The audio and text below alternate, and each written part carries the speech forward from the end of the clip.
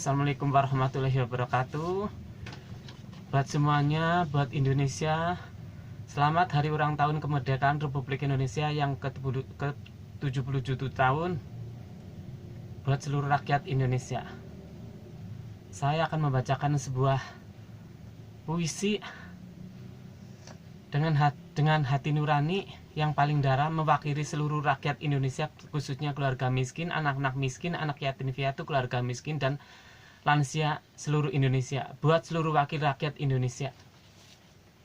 Judulnya, takut dosa tapi berbuat dosa.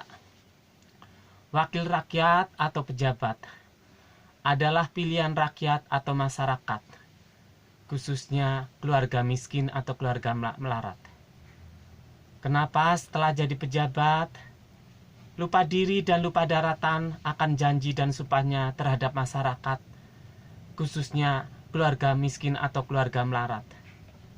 Wakil rakyat atau pejabat harusnya berbaur dan lebih dekat dengan masyarakat atau rakyat, khususnya keluarga miskin atau keluarga melarat. Wakil rakyat atau pejabat harusnya menolong dan membantu masyarakat, khususnya keluarga miskin atau keluarga melarat. Wakil rakyat atau pejabat jangan takut dekat dengan masyarakat atau rakyat, khususnya keluarga miskin atau keluarga melarat. Tidak akan merendahkan martabat, malah insya Allah bisa mengangkat derajat dunia akhirat. Amin. Wakil rakyat atau pejabat, kenapa masih ada yang tega mengambil jatah masyarakat, khususnya buat keluarga miskin atau keluarga melarat? Bagaimana nasib keluarga miskin atau keluarga melarat? Menangis, merintih, menjerit, dan meratap menunggu datangnya mukjizat. Doa-doa dari keluarga miskin atau keluarga melarat. Semoga pejabat atau wakil rakyat cepat bertobat sebelum ajal semakin mendekat. Wakil rakyat atau pejabat, tolong kami keluarga miskin atau keluarga melarat, biar kami bisa naik pangkat atau biar kita bisa naik pangkat atau punya derajat. Amin amin ya robbal alamin. Itulah keinginan masyarakat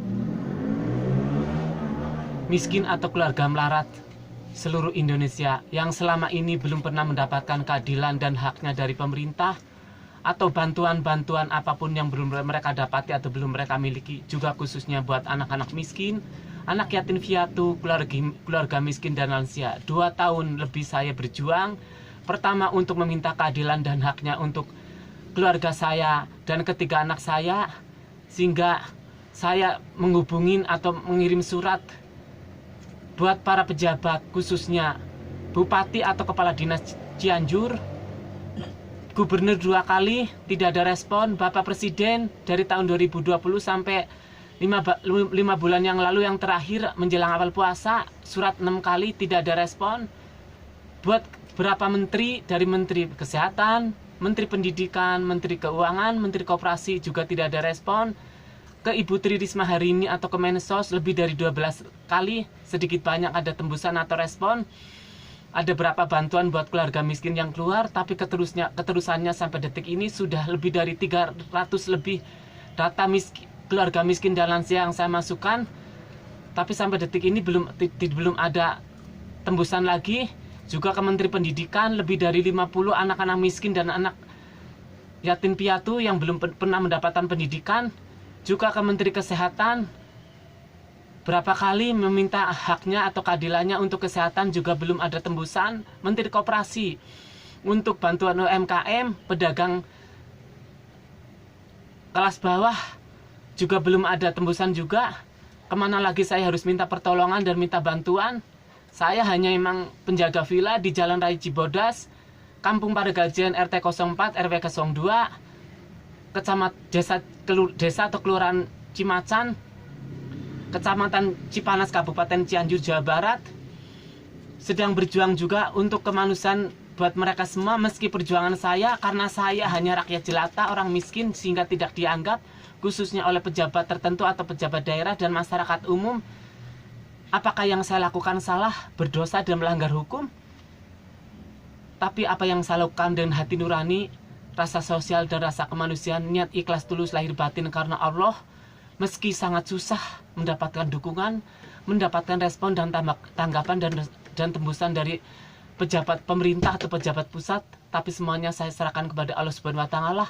Kalau emang apa yang saya lakukan di jalan Allah, semoga dibuka, terbuka, dan dilancarkan, karena Allah juga doa-doa dari anak-anak yatim piatu, anak miskin, keluarga miskin, dan lansia yang saya bantu, yang saya tahu datanya. Yang penting mereka menyiapkan fotokopi KK dan fotokopi KTP, juga buat bantuan ketiga anak kami, bantuan sekolah, satu pun tidak ada yang turun. Sedangkan 5 bulan yang lalu atau 6 bulan ada tembusan atau ada telepon dari Menteri Pendidikan, tapi kenyataannya bantuan tidak turun. Juga PKH sekali-kalinya tahun 2021 bulan Juli sampai 1 tahun ini bantuan PKH tidak turun, juga BPNT.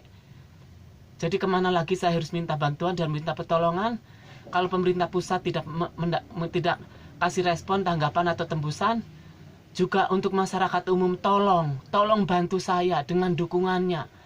Jangan kalian berpikir saya hanya rakyat jelata dan saya orang miskin. Apakah salah apa yang saya lakukan? Sedangkan pejabat pemerintah yang punya tugas dan punya kewajiban, wajar mereka melakukan tugasnya dan kewajibannya. Tapi selama ini banyak yang lalai, sehingga bantuan tidak tepat sasaran dan salah sasaran. Juga mereka melaksanakan tugas dan kewajiban, tapi sangat dipuja-puja dan disanjung-sanjung oleh masyarakat umum. Itu udah menjadi kewajiban dan tugas mereka, wajar. Sedangkan ada orang miskin, rakyat jelata seperti saya melakukan perjuangan kemanusiaan, itu tidak dianggap. Sekali lagi saya serahkan kepada Allah Subhanahu wa Ta'ala, kepada masyarakat umum, kepada pemerintah pusat, kepada teman, saudara, keluarga, dan khususnya buat anak-anak miskin, keluarga miskin dan lansia, anak yatim piatu seluruh Indonesia, terutama yang saya masukin datanya, mohon doa dan dukungannya. Ucapan dan perkataan yang salah mohon dimaafkan. Di hari ulang tahun ke-77 ini, hari kemerdekaan Indonesia, tapi di luar sana masih banyak anak yatim piatu, anak miskin, keluarga miskin dan lansia yang sengsara hidupnya, tidak punya tempat tinggal dan tidak punya penghasilan, juga hidupnya lebih sengsara. Saya sendiri juga demikian, penjaga villa 23 tahun ini dengan upah pas, dengan tempat tinggal pas, bertahan di sini karena keadaan dan situasi. Sedangkan kebutuhan untuk keperluan anak-anak dan kebutuhan lainnya semakin banyak, dan 2 bulan ini saya sudah tidak bisa mencari rezeki tambahan lagi. Saya butuh dukungan dan semangat dan bantuan. Mungkin ada donatur, ada pengusaha, ada dermawan yang mau berbagi untuk tempat tinggal kami atau untuk modal untuk usaha. Saya bertahan di kamar, 1 kamar untuk berlima, tidur dempetan, balik sana balik kiri, kaki ditekuk, ukuran 2,5 meter buat segala aktivitas sangat sempit dan sangat sumpek. Itulah kehidupan nyata di dunia ini. Ucapan dan perkataan salah mohon dimaafkan. Saya Agusman, penjaga villa. Siapapun yang menghubungi saya, punya hati nurani, punya rasa sosial dan kemanusiaan, hubungin saya atau kami dengan nomor telepon 081993838624. Amin amin ya robbal alamin. Waalaikumsalam warahmatullahi wabarakatuh. Terima kasih banyak.